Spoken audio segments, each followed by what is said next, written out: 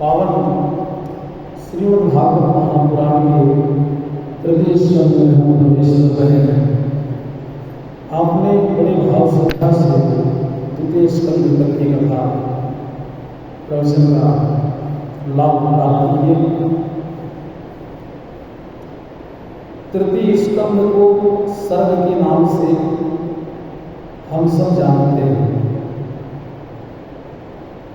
तृतीय स्कंध में विदुर जी का पावन चरित्र है। यहाँ पे श्री परीक्षित महाराज ने श्री सुखदेव जी महाराज से पूछते हैं कि विदुर जी के चरित्र का आस्वादन हमें कराइए, हमें श्रवण कराइए, उनकी पावन कथा को हमें श्रवण कराइए। सुखदेव महाराज कहते हैं, यदा राजा स्वसुतान् साधून् पुष्णान् धर्मेण गणेश्च दृष्टा भ्रातुर्यविष्टस्य सुतान् विभूनः प्रवेशलाच्छा भवने ददाः। कहते हैं श्री सुखदेव महाराज कि जिस समय राजा धृतराष्ट्र बिल्कुल अंधे हो चुके थे, अंधे तो बचपन से ही थे,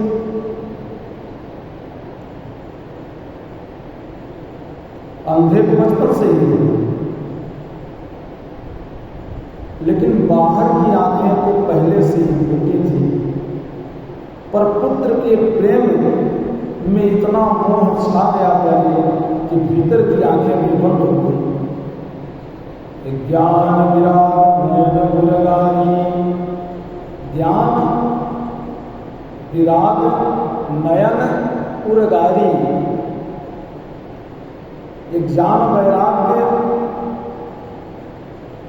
के जो दूसरे नेत्र हैं वह भी आज नष्ट हो गए। राजा धृतराष्ट्र अधर्म का पोषण कर रहे हैं, अधर्म का आश्रय ले रहे हैं, इसलिए उनके विवेक के नेत्र भी नष्ट हो गए। श्री विदुर महाराज ने समझाने का प्रयास किया। विदुर जी महाराज साक्षात धर्मावतार हैं, श्री युधिष्ठिर जी महाराज भी धर्मावतार हैं। कौरव पक्ष में विदुर के रूप में धर्म, पांडव पक्ष में युधिष्ठिर के रूप में धर्म है। दोनों की ओर धर्म है, पर अंतर क्या है? फिर पांडव विजयी क्यों हुए? कौरवों का पराभव क्यों हुआ?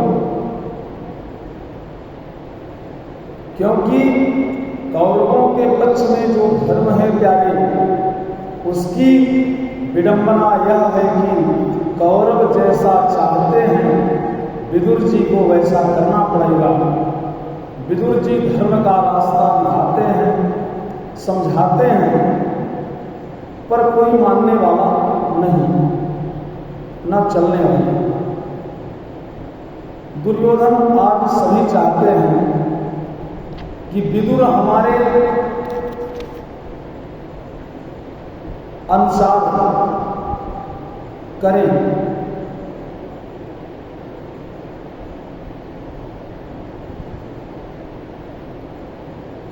धर्म तब हमारी रक्षा करेगा पहले जब धर्म के अनुसार हम चलेंगे। धर्मो रक्षक रक्षक, धर्म की पहले आप रक्षा कीजिए, तब धर्म आपका रक्षा करेगा।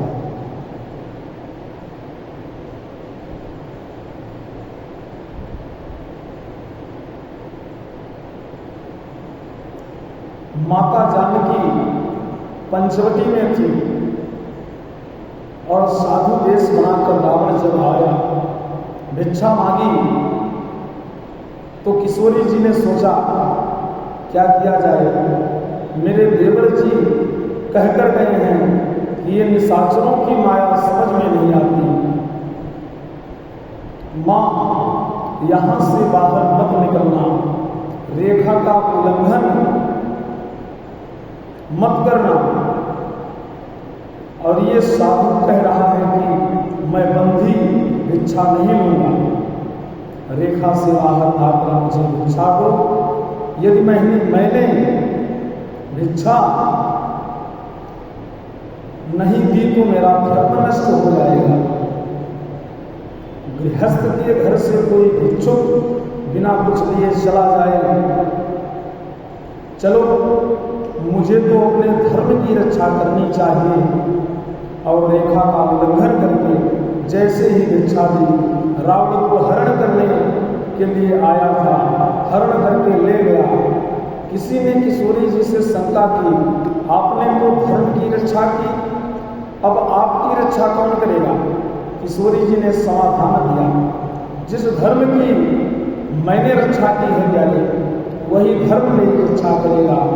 और उसी धर्म रक्षा के बल पर लंकेश्वर को भी किशोरी जी उसी के घर में बैठकर ललकार रही हैं।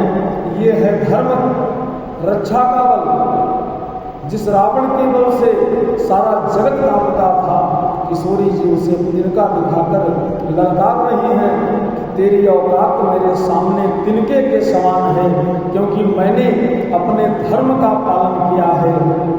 पांडव पक्ष में महाराज युधिष्ठिर के रूप में जो धर्म है, धर्मराज जो कहते हैं, पांडव आंख मूंद कर उसे मानते हैं। धर्मराज की आज्ञा का उल्लंघन करने वाला पांडवों में कोई नहीं, पर कौरव पक्ष में धर्म की बात कोई सुनने वाला नहीं। विदुर जी चिल्ला चिल्लाकर परेशान हो गए। यही कारण था कि कौरव मारे गए और धर्म के महाराज आश्रित पांडवों की रक्षा हो। यतो धर्मस्ततो जया। विदुर जी ने एक बार धृतराष्ट्र को बहुत समझाया, महाराज ये जो आपका बेटा दुर्योधन है, जिसके मोह में आप इतने अंधे हो रहे हो, ये मूर्तिमान कलयुग है। और नीति कहती है कि भाई हाथ में यदि कोई खतरनाक घोड़ा हो जाए, किसी भी प्रकार से ठीक होने वाला नहीं।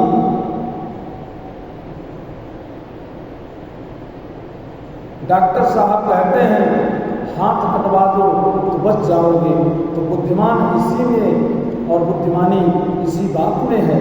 बुद्धिमान और बुद्धिमानी इसी बात में है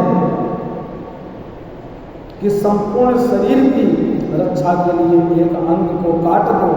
कोई भी काटना नहीं चाहेगा अपना हाथ प्यारे, पर परिस्थिति आ जाए तो काटना ही पड़ेगा। एक के त्यागने से अनेकों का हित हो तो एक को निकाल देना चाहिए, क्योंकि त्याग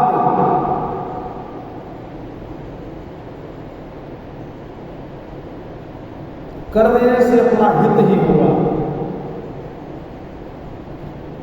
इसलिए उसे त्याग देना चाहिए।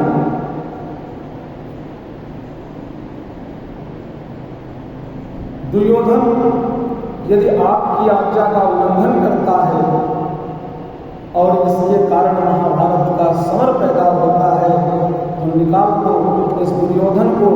दुर्योधन ने सुना तो आग बबूला हो गया और दरबार में ही आकर विदुर जी को बुरी तरह डांटना फटकारना प्रारंभ कर दिया। ये दासी पुत्र, तेरी ये औकात हमारे टुकड़ों पर पलने वाला आज हमें ही घर से निकलवा रहा है। का ये नमत्रो पजुहाय जिह्वम दास्याम स्वतः यद बले नहीं कृष्ण। हमारे टुकड़ा खाने वाला, हमारे पिताजी को हमारे विरुद्ध भड़का रहा है, भगाओ इससे यहाँ से। विदुर जी समझ गए कि वाह दुर्योधन इतना सब कह रहा है दुर्योधन, और धृतराष्ट्र महाराज चुपचाप मौन बैठे हैं। इसका मतलब इन्हें भी हमारे परामर्श की आवश्यकता नहीं है। सचिव जब चाटकार हो जाए करे तो समझ लो कि अब राजा के पतन में विलंब नहीं है। विदुर जी समझ गए कि हमारे परामर्श की आवश्यकता नहीं रह गई, अब हमें चलना चाहिए।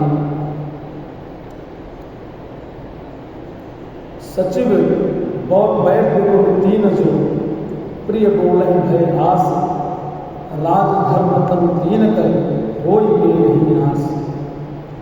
स्वयं धनुर्द्वारे निधाय मायाम गतव्यथो यादुर्मानयाना सा निर्गतः कौरव पुण्य लब्धो गजा ही आती पदः पदामी।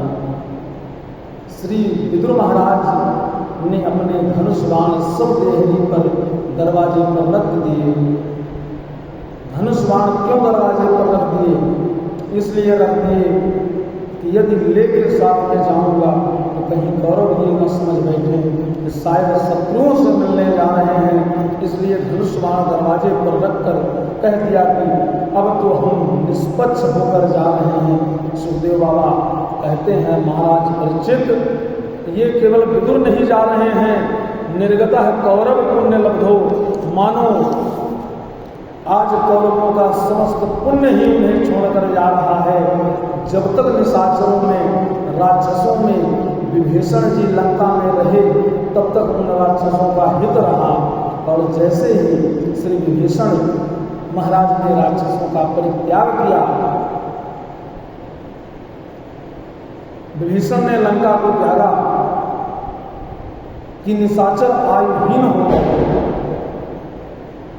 अस कहीं चला विभीषण जब ही आयुहीन भय सब कभी।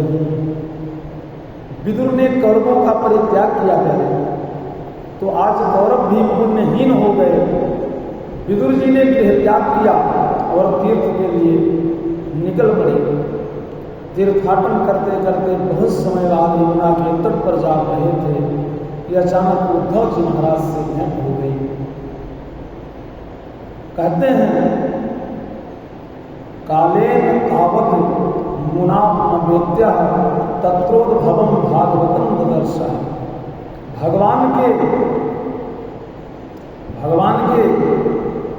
परम प्रिय महाभागवत सखा श्री उद्धव जी से भेंट हुई। कहते हैं अरे भैया उद्धव बताओ कैसे हो? अनेक प्रश्न किए। भैया उस महाभारत का क्या हुआ ये तो बताओ। मैं तो छोड़कर ही चला गया था, और द्वारका में कौन कौन है, कैसे हैं हमारे प्रभु, प्यारे प्रभु आनंद के साथ हैं। जब सभी की कुशलता के अनेक प्रश्न कर डाले तो उद्धव जी ने नेत्रबंद हो गए। उद्धव जी के नेत्रबंद हो गए। प्यारे विदुर जी बोले क्या हुआ भैया? भगवान के प्रेम में उद्धव जी की तो समाधि लगी जा रही है। जैसे तैसे विदुर जी ने उन्हें सावधान किया, तब उद्धव जी होश में आए। सनतैर भगवल्लोक निलोक पुलागतः, भगवान के ध्यान में उनके धाम को चले गए थे। लौटकर उद्धव जी पुनः अपने होश में आए, और तब उद्धव जी ने पूरा समाचार विस्तार से विदुर जी को सुनाया। महाराज विदुर, आपको कुछ नहीं मालूम, अरे महाभारत कब का संपन्न हो गया, पांडव विजयी हो गए और गोविंद भी अपनी संपूर्ण लीला का संवरण करके परम धाम को प्रस्थान कर दिए। धिक्कार है जब तक प्रभु पर धारा धाम पर रहे, कोई उनके स्वरूप को समझ नहीं पाया। और सबसे अधिक धिक्कार तो हम यदुवंशियों के लिए है, जिनके साथ इतने निकट रहे, परंतु जैसे मछलियों के बीच में चंद्रमा रहे तो चंद्रमा को भी ये मछलियाँ चमकीली मछली मानती हैं। चंद्रमा आज जब आकाश में चमका तब अपने चंद्र से मिलने के लिए मछलियाँ उछलती हैं कि ये तो बड़ा महत्वपूर्ण है, हमारे बीच रहा, हम उसकी महत्ता को ही नहीं समझ पाए। समुद्र भी उमड़ता है जब पूर्ण चंद्रमा को देखता है तो सागर में हिलोरें उठती हैं। आज इसका महत्व समझ में आ रहा है। उद्धव जी कहते हैं, विदुर जी, जाते समय भगवान ने हमें दिव्य ज्ञान प्रदान किया।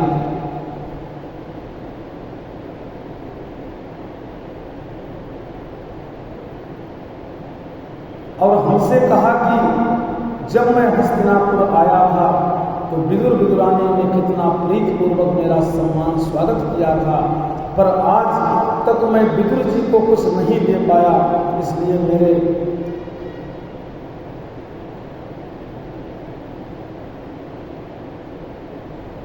लिए पश्चाताप है। इसलिए मेरा ये तत्व ज्ञान जो तुम्हारे पास है, जब भी तुम्हारी विदुर जी से भेंट हो तो ये ज्ञान उन्हें अवश्य प्रदान कर देना। इतना सुनते ही विदुर के नेत्र भर आए प्यारे, गदगद होकर बोले कि बाप प्रभु, हमारे घर में पवाने के लिए था ही क्या, सूखा बथुआ का साग खिला दिया। विदुर ने भावुकता में छिलके ही खिला दिए और भगवान उसके ही ऋणिया बन गए। परंतु विदुर जी का कंठ गदगद भावुकता में है, सारा जगत से याद करता है। वह जाते जाते मुझे विदुर को याद करके गए। विदुर जी उद्धव जी से बोले, जल्दी बताओ मुझे मैत्रेय कहाँ मिलेंगे, मैं जानना चाहता हूँ। वह कौन सा ज्ञान प्रभु ने दिया, मैं मैत्रेय से श्रवण करूंगा। श्री उद्धव जी बोले, तुम्हें हरिद्वार में गंगा के किनारे कहीं न कहीं मैत्रेय जी से भेंट अवश्य हो जाएगी। इतना कहकर उद्धव जी को बद्री विशाल की ओर चल दिए।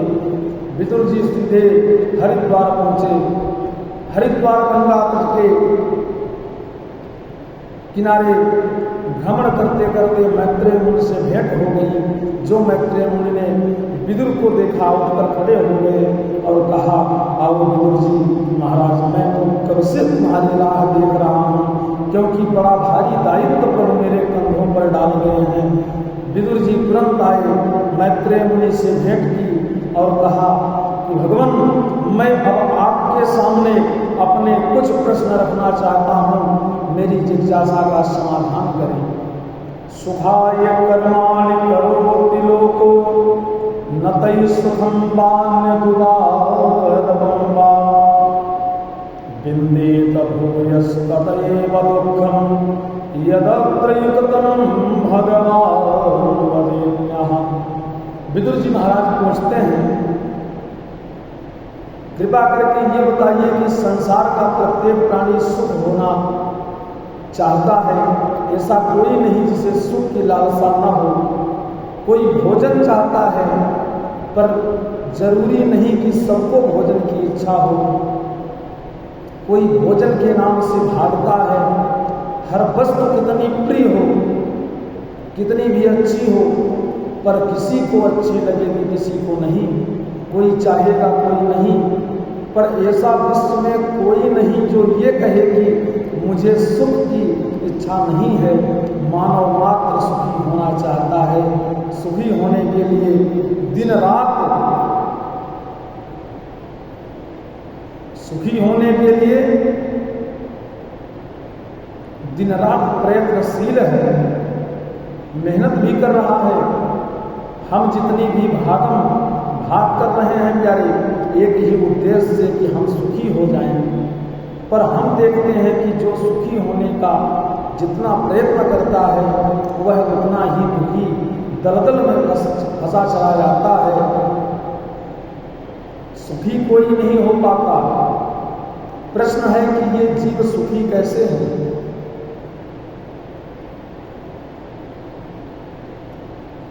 मैत्रेय मुनि कहते हैं, विदुर जी महाराज, आप साक्षात धर्म के अवतार हैं। बहुत बढ़िया प्रश्न किया आपने। विदुर जी, जगत में सुख है? जगत में सुख है ही नहीं। जहां हम सुख ढूंढ रहे हैं वहां है ही नहीं। सुख तो हमारे भीतर है। जैसे एक प्यासा व्यक्ति पानी की खोज में निकला, लोग बताते गए, आगे चले जाओ, सरोवर है। चलते चलते सरोवर के पास पहुंचा।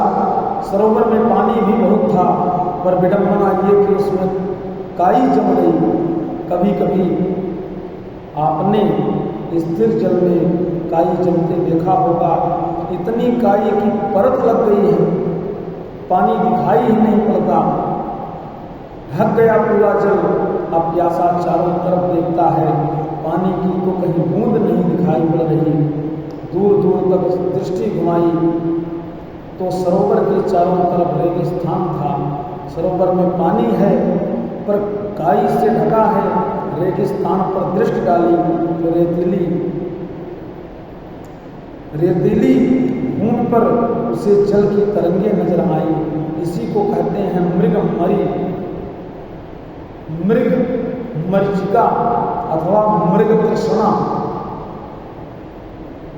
मृग मरीचिका अथवा मृग तृष्णा।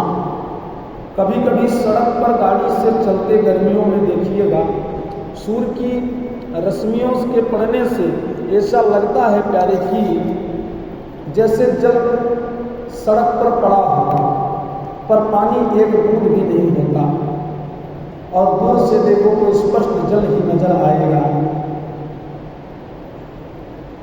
प्यासा सरोवर के तट पर खड़ा है, जहां पानी भरा है वहां पानी दिख नहीं रहा, और जहां पानी दिख रहा वहां पानी की बूंदें नहीं पड़े, तो भ्रम में पड़ गया। पानी जहां दिख रहा था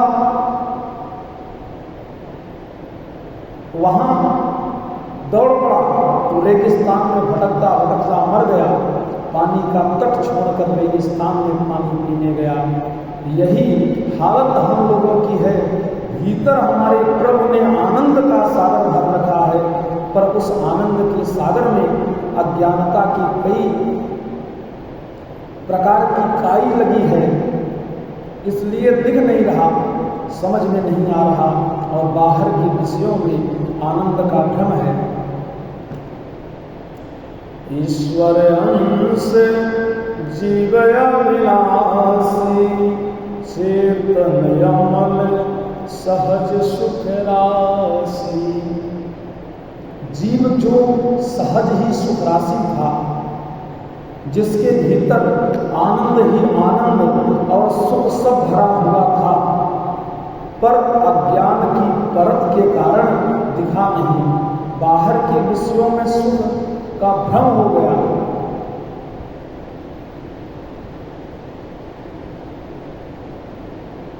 सो बाहर ढूंढने लगे, ये मिल जाए तो सुखी हो जाऊं, तो सुखी हो जाऊं। सुख के साधन स्वरूप उन तमाम वस्तुओं को जुटाता रहा, पर जीवन में सुखी कभी नहीं हो पाया, क्योंकि बाहर जो सुख दिखाई पड़ रहा है प्यारे, वह नकली है। जैसे एक श्रीमान जी ने कहा, भाई गर्मी आ गई है, आम का मौसम आ गया है, चलो आम खा लेते हैं। बेटे को बुलाया, जाओ बाजार से बढ़िया आम लेकर आओ। रुपया दिया, बेटा गया दुकान से बहुत सारे फल लेकर आया। रुपये देकर आम मांगे, दुकानदार ने आम दे दिए। बालक लेकर घर आया, पिताजी मैं आम लाया हूँ। पिताजी ने कहा, अच्छा बेटा एक काम करो, आम ठंडे पानी की बाल्टी में डाल दो ताकि खूब ठंडा हो जाए, तब खाने में आनंद आएगा। जाकर पानी में डाल दिया। थोड़ी देर बाद बोले, चलो अब तो खूब ठंडे हो गए, चलो पाते हैं। जैसे ही बाल्टी देखी गई, उसमें एक भी आम नहीं, सब मिट्टी मिट्टी ही नजर आई। बेटा ये आम तो कहाँ से लाया? बालक बोला, दुकान से। चल मेरे साथ किस दुकान से लाया है? दुकान पर गया। अब फल वाली दुकान पर श्रीमान ने लड़ना झगड़ना प्रारंभ कर दिया। क्यों रे मूर्ख, हमारे नन्हे से बच्चे को धोखा दिया, तूने ठग लिया, कैसे आम पकड़ा दिए, एक भी खाने योग्य नहीं। दुकानदार बोला, श्रीमान जी नाराज मत होइए, पहले दुकान का बोर्ड को पढ़ लीजिए, स्पष्ट लिखा है नकली फलों की दुकान।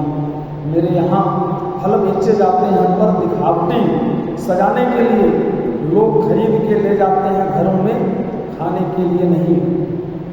आपके बेटे ने आम मांगे, मैंने दे दिए, अब मुझे क्या मालूम खाने के लिए ले जा रहा है कि सजाने के लिए।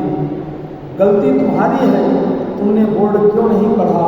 उसी प्रकार भगवान ने तो संसार के ऊपर एक बोर्ड लगा रखा है, दुखालय मशाश्वतम।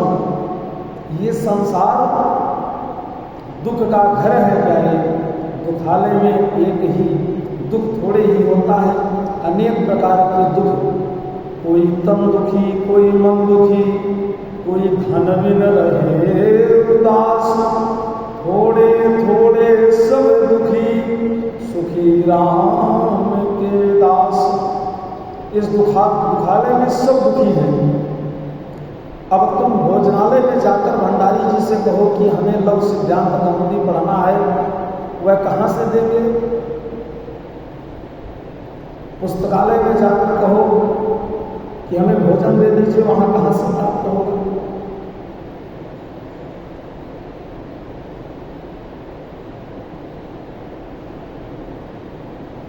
इस प्रकार विदुर जी महाराज को मैत्रेय मुनि ने बड़ा सुंदर उपदेश दिया। सृष्टि के बारे में प्रश्न किया तो विस्तार से सृष्टि प्रक्रिया का वर्णन किया। भगवान नारायण के नाभि कमल से ब्रह्मा जी प्रकट हुए।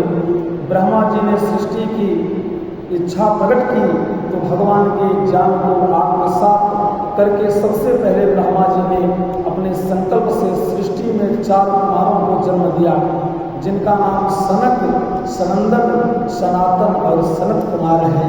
चारों ब्रह्मा जी ने कहा कि बच्चों तुम सृष्टि करो।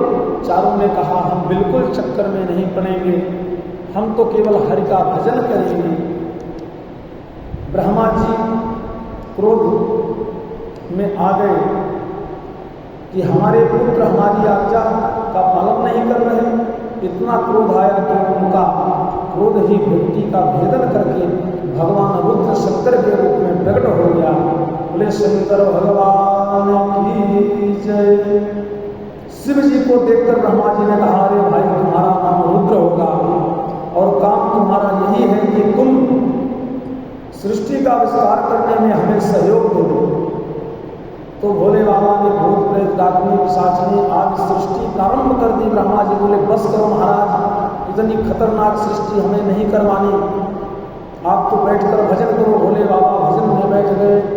अब की बार ब्रह्मा जी ने मरीच, अर्की, अंगिरा, पुलस्त्य, कृत, वशिष्ठ, दक्ष, देवर्षि, नारद इन 10 ऋषियों को प्रकट किया अपनी वाणी से। ब्रह्मा जी ने परम सुंदरी कन्या सरस्वती को प्रकट किया तथा अपनी छाया से महामुनि कर्दम जी को प्रकट किया। ये सब ब्रह्मा जी की मानसी सृष्टि हुई। और उसके बाद विधाता ब्रह्मा जी ने अपने वामांग से कन्या और दक्षिणांग से पुरुष को जन्म दिया, जिनका नाम हुआ मन शतरूपा। मन शतरूपा से ही मानवीय सृष्टि का विस्तार हुआ। इसलिए मनपुत्र होने के नाते ही हम लोग मानव कहलाते हैं। और जो लोग हमें मनवादी कहकर पुकारते हैं, इसका मतलब वह अपने को मनपुत्र नहीं मानते, तो वह अपना स्वयं हिसाब लगाने की वह अपने को किसकी संतान मानते हैं। अरे मानव मात्र मन के पुत्र हैं। मन शत्रुपा से 5 संतानें हुई, उनमें 2 बेटा और 3 बेटियां। बेटियों का नाम आकृति, देवहूति और प्रसूति, और बेटों का नाम प्रियव्रत और काम था। एक दिन मन महाराज ने ब्रह्मा जी से प्रार्थना की कि भगवान सृष्टि का मैं विस्तार तो करना चाहता हूं, पर कैसे करूं। महाराज हिरण्याक्ष राक्षस पृथ्वी का ही हरण करके ले गया।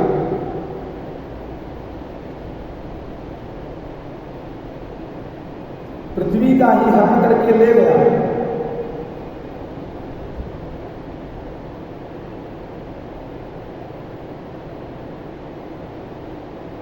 तब ब्रह्मा जी ध्यान लगाया।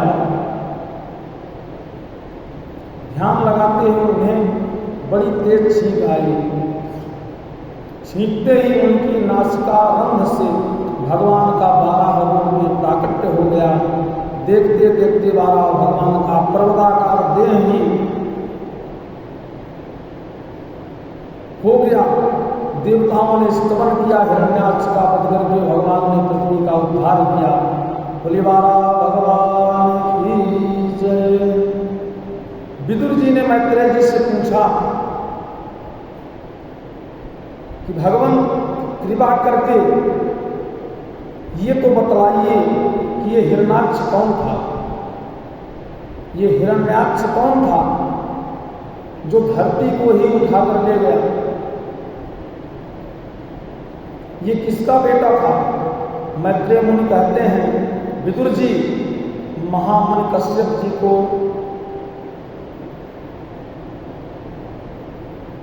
महामुनि कश्यप जी की दिति, अदिति, दनु, काष्ठा, सुरसा आदि अनेक पत्नियां हैं। उनमें दिति नाम की जो पत्नी है वह दैत्यों की माता है।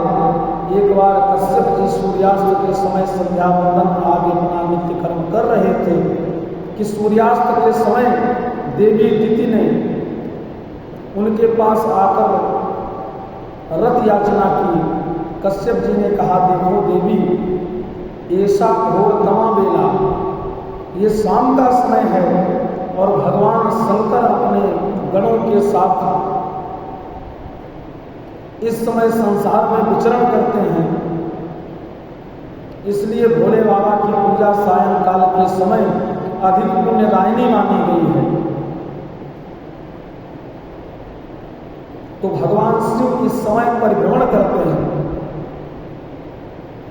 भगवान शिव की पूजा यदि सायंकाल कोई करता है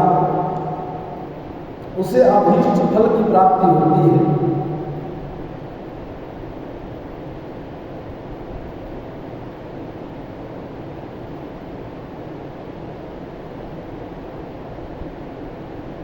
सूर्यास्त के समय जो स्त्री गर्भधारण करती है उसके दुष्ट संतति पैदा होती है। पर दिति ने जब एक न मानी तो भगवत इच्छा मानकर कश्यप जी ने दिति का मनोरथ पूर्ण किया। काम ज्वर शांत होने पर दिति को बड़ा पश्चाताप हुआ। श्री मैत्रेय मुनि कहते हैं, विदुर जी, दिति देवी ने 100 वर्षों तक अपनी कोख में जन्म ही नहीं होने दिया, जिसके फलस्वरूप उनके शरीर से इतना तेज निकलने लगा कि स्वर्ग तक जलने लगा। देवताओं ने ब्रह्मा जी से कारण पूछा कि कहाँ से यह तेज आ रहा है, हम तो जले जा रहे हैं। तब ब्रह्मा जी ने ध्यान लगाकर कहा कि देवताओं, घबराओ मत, मानसा में सुता स्मृत पूर्वजाम सनकातयः, सनक सनंदन सनातन सनत कुमार आदि जो मेरे मानस पुत्र हैं, एक बार ये चारों भैया भगवान नारायण का दर्शन करने वैकुंठ गए। वैकुंठ में जैसे ही प्रविष्ट होने लगे, भगवान के पार्षदों ने दरवाजा पर रोक दिया, लाठी दिखा दी, क्योंकि ये 5 साल के बालक हैं। पंचहायन संयुक्ता पूर्वेशा पूर्वजा, 5 वर्ष के बालक होकर भी ये पूर्वजों के भी पूर्वज हैं। इनकी प्रतिभा का क्या कहना कि भगवान की जय विजय नामक पार्षदों ने जब इन्हें रोका तो इन्हें क्रोध आ गया। क्रोध में इन्होंने उन पार्षदों को 3 जन्म तक राक्षस बनने का श्राप दिया। चरणों में गिरकर दोनों द्वारपाल रोने लगे, थर थर कांपने लगे। भगवान ने जब ये खटपट सुनी तो तुरंत बाहर आ गए चारों भैया को भगवान ने नमन करते हुए स्वागत किया। भगवान की दिव्य छटा का दर्शन करके उनके चरणों में चढ़ी हुई दिव्य मंजरी को सुगंध ग्रहण करते ही सबको शांत हो गया। सनकादि आनंद से मुक्त हो गए। भगवान हाथ जोड़कर कहते हैं, एतो तो पार्षदो मह्यम जयो विजय एव चा कदर्थी कृतमाम यदमो वही प्रातः। अब जरा भगवान की कुशलता देखिए। भगवान ने एक बार भी ये नहीं कहा कि चलिए महाराज भीतर घर को पवित्र कीजिए, क्योंकि महात्मा लोग क्रोध के अधीन हो गए। भगवान ही दरवाजे पर आ गए और वहीं पर खूब प्रशंसा कहकर बाहर से ही विदा कर दिया। पर शब्द शैली देखिए, एतौ तौ पार्षदो मह्यम, ये दोनों मेरे पार्षद हैं। अब देखो शब्दावली तो सनकादियों के प्रति ऐसी है कि भगवान सनकादियों को महत्व दे रहे हैं और जय विजय को डांट रहे हैं, परंतु अंदर भगवान का संकेत क्या है? पार्षदों को तो कहते हैं कि ये मेरे पार्षद हैं और इन्होंने आपका अपमान किया, इसलिए आपने इन्हें दंड देकर बहुत उचित किया। मैं तो कहता हूँ कि मुझे भी दंड दीजिए, क्योंकि सेवक का अपराध स्वामी का ही अपराध माना जाता है। इसलिए अपराधी हूँ, क्योंकि सच कहता हूँ कि मेरी भुजा भी यदि किसी संत का अपमान कर दे तो मैं इस भुजा को भी काट कर फेंक दूंगा। छिंदाम स्वबाहुमपिबा प्रतिकूल प्रति। संतों का कभी अपमान न करना चाहिए प्यारे।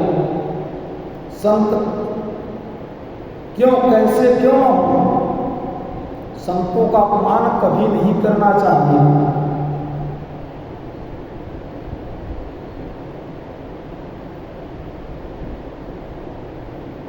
जो संतों का अपमान करता है प्यारों, घोर नरक में जाता है, कठिन से कठिन कष्ट भोगना पड़ता है प्यारे। भगवान कहते हैं कि मेरे मुख से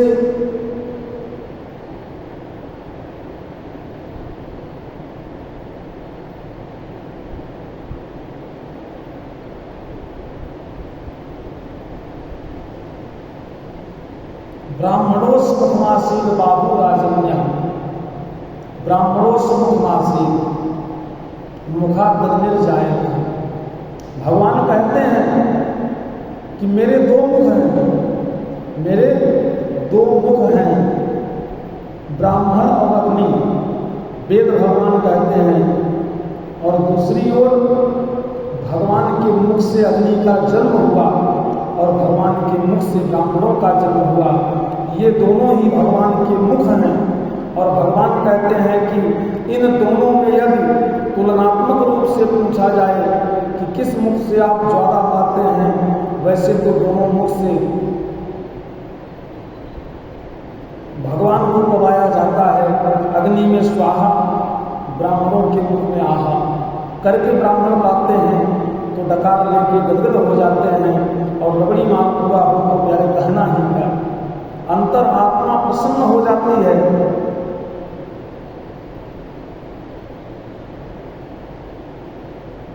भगवान से पूछा जाए कि इन दोनों मुखों से आपको सबसे ज्यादा किस मुख से पाना अच्छा लगता है, तो भगवान कहते हैं नाहम तथातिर यजमान हबिर बिताने।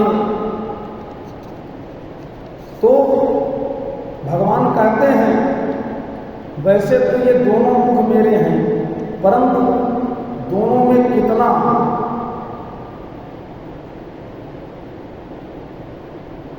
प्रिय कौन है?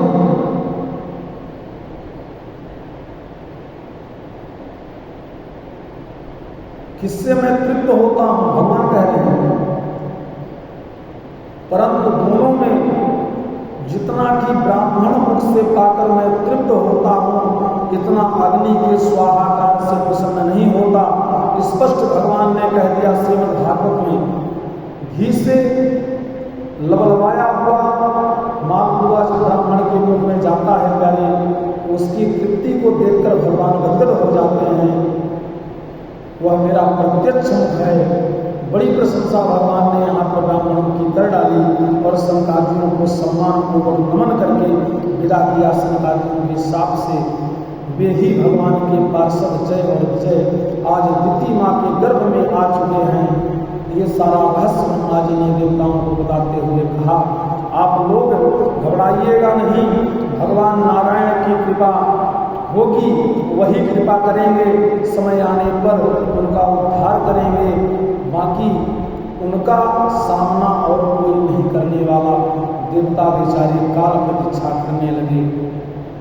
100 वर्षों बाद पति ने 2 पुत्रों को जन्म दिया, जिनके नाम हिरणाक्ष और हिरण्याकश्यप हुए। देखते देखते दोनों भाइयों का शरीर पर्वताकार हो गया, मुकुट पहने को आकाश में लहरावे, दिन स्पर्शो हेम किरीट कोट भी।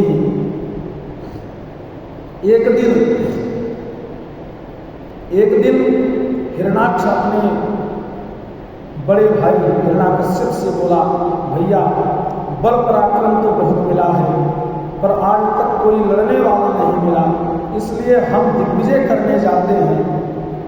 कहीं न कहीं दुनिया में कोई न कोई तो मिलेगा, और अकेला ही गदा लेकर दिग्विजय करने निकला और सबसे पहले स्वर्ग पर हमला बोला। स्वर्ग में जाकर गदा उठाकर जो अट्टहास किया, देवता लोग बिना युद्ध किए ही पूरा स्वर्ग खाली करके भाग गए, एक भी सामने नहीं टिका। देवताओं का अपमान करके वापस लौट आए। जब कोई नहीं मिला तो समुद्र में घुस गया, समुद्र के भीतर प्रविष्ट होकर वरुण देवता को ललकारने लगा, ये भैया तेरा बहुत नाम सुना है, चल तो वो हाथ हो जाए। वरुण ने सोचा कि इस दुष्ट से पिंड सुनाने में ही कल्याण है, हाथ जोड़कर बोले, भैया अब तेरी उम्र के थे तो हमारे हाथों में भी लड़ने का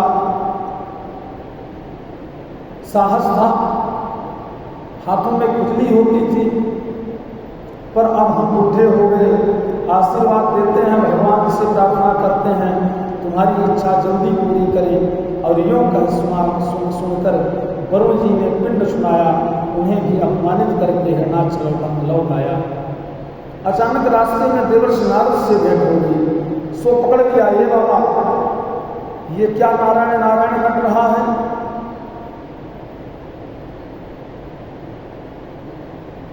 क्यों घूम रहे हो?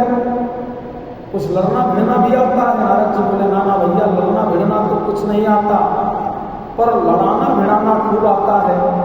अंततोगत्वा जब कहीं कोई नहीं टकराया तो हिरणाक्ष ने फिर एक ही उपाय निकाला कि पृथ्वी का ही हरण करके ले गया, और पृथ्वी का हरण करके जब जल में प्रविष्ट हो गया तब इधर ब्रह्मा ने प्रभु का ध्यान किया और ब्रह्मा जी की छींक से नासिकांध से नासिकाबंध द्वारा भगवान 12 प्रकट होकर हुए, अंगूठे जैसा भगवान का 12 रूप, और देखते देखते पर्वताकार हो गया। देवता हाथ जोड़कर महिमा का गान करने लगे और गर्जना करते हुए 12 भगवान तुरंत जल में प्रविष्ट हुए और हिरणाक्ष के चंगुल से पृथ्वी को मुक्त करवाकर मुख पर धारण करके जैसे ही वापिस मुड़े, हिरणाक्ष ने खड़े होकर ललकारा, ये जंगली सूकर कहाँ भागता है, कहाँ भाग रहा है, खड़ा रहा। पर भगवान एक नहीं सुनी, भागते गए और जब यथास्थान पर लाकर भूदेवी को स्थापित कर दिया। फिर भगवान खड़े होकर बोले, आइए श्रीमान जी, अब बताइए क्या स्वागत करें आपकी, आप क्या कह रहे थे? आपने हमें जंगली सूकर बोला, ठीक पहचाना, हम तो जंगल के ही सूकर हैं, पर तेरे जैसे गांव के कुत्तों के भौंकने का हमें कोई फर्क नहीं पड़ता। संस्कृत में किसी को गाली भी दे तो सुनने वाला अपनी तारीफ समझेगा।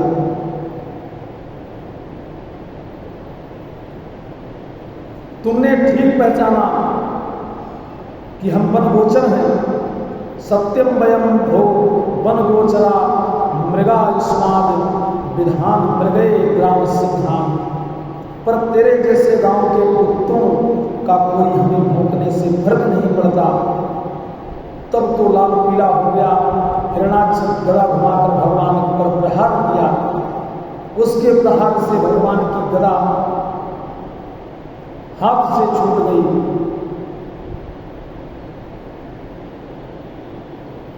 देवता लोग घबरा गए कि ये क्या हो रहा है। देवता लोग इशारा करने लगे कि प्रभु जल्दी कीजिए, क्योंकि सूर्यास्त के बाद राक्षसों का बल और बढ़ जाता है। भगवान को हंसी आने लगी, देखो ये कितने डरे हुए हैं कि मेरी शक्ति में भी संदेह कर रहे हैं। भयंकर युद्ध हुआ। उस युद्ध में बहुत माया भी हिरणाक्ष ने दिखाई, पर भगवान मायापत के सामने एक माया न चली। अंत में भगवान ने एक थप्पड़ गाल पर मारा कि करेण कर्णमूले हन यथा प्राष्टम मरुत्पत्ते। एक प्रहार जब गाल पर किया तो एक थप्पड़ में ही हिरणाक्ष की आंखें बाहर निकल चली आई। रक्त बहन करता हुआ धड़ाम से धरती पर गिर गया, पर देवताओं ने जय जयकार नहीं बोली। किसी को भी विश्वास नहीं कि एक थप्पड़ में ही मर जाएगा, पर बड़ी देर तक खड़ा नहीं हुआ तो देवता कानाफूसी करने लगे, लगता है गया काम से। अरे चलो, यदि मर गया तो भगवान की स्तुति करें, उनकी महिमा का गान करें, इतना बड़ा कार्य किया है। दूसरा बोला कहीं चले गए और वह जिंदा निकला तब लेने के देने पड़ जाएंगे। अच्छा, ये बात ठीक है, तो फिर क्या किया जाए? तो देवता स्तुति इस ढंग से कर रहे हैं कि कदाचित जिंदा हो तो इसे भी बुरा न लगना चाहिए, ऐसी स्तुति करो जिसमें कि इसकी बुराई ना हो। तो भगवान की स्तुति कैसे कर रहे हैं? अहो इमाम को नुलभते संसितम। प्रभु, इस महाभाग्यशाली को अब आपने कौन सी गति प्रदान की, क्योंकि इस जगत में इसके सामने भाग्यशाली हमें दूसरा कोई दिखाई ही नहीं पड़ता। यम योगिनो योग समाधिना रहियो ध्यायन्ति लिंगादिस्तो मोक्षयः तस्यैस्तत्र शिवानुदाहतो मुख्यम प्रपस्य तन्मुख ससर्जन। देवता कहते हैं, प्रभु, बड़े बड़े योगिंद्र मुनीन्द्र संत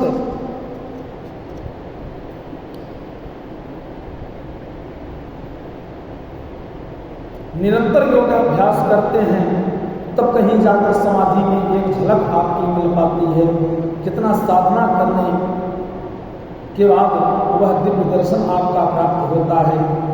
पर इस भाग्यशाली को देखो, आपके मुख कमल की छटा का दर्शन करते करते इसने प्राण त्यागे, मरने के बाद भी देखो इसकी फटी फटी आंखें अभी भी आपको ही निहार रही हैं। इतना बड़ा भागी है। भगवान ने जब पादप प्रहार किया, उसका शरीर जब दूसरे तरफ लुटा दिया, तब देवताओं को पूर्ण विश्वास हो गया कि इसका तो हो गया कल्याण, गोविंदाय नमो नमः। तब देवताओं ने अब जरा खुलकर भगवान की स्तुति की।